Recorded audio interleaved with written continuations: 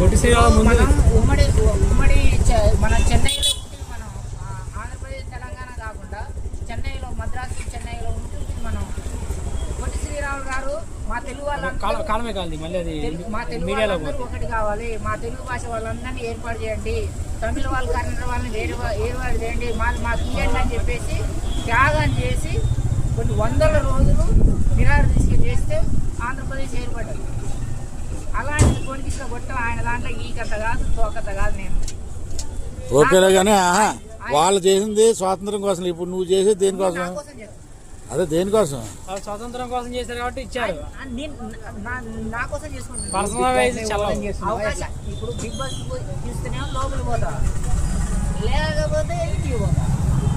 పోరాటం అయితే 100 రోజులు చూసుకుంటా. బిగ్ బాస్ వాళ్ళు బిగ్ బాస్ అయిపోయింది కప్పు చేతులు పెట్టినామని వాళ్ళు చదువుకొని ముట్ట చదువుకొని ఇంటికి పోయిందా నేనే ఉంటా.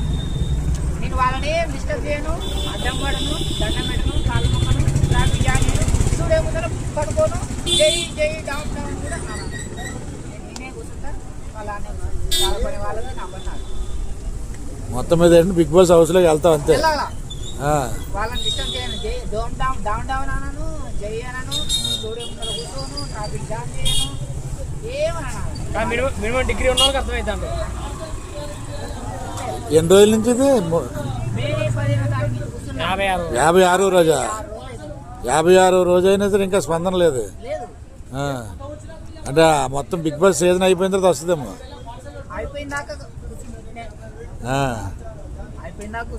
వస్తుంది ఏదైనా మల్టీ స్టార్ వెళ్ళే నువ్వు.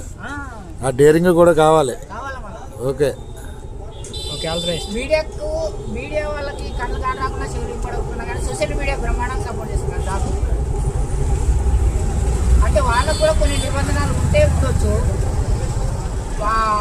దాని యాంకర్ కానీ కెమెరామ్యాన్ కానీ మంచి అభిప్రాయంతో ఉన్నా కానీ ఆ ఛానల్ వాళ్ళు తీసుకుపోయి వేయాలి కదా.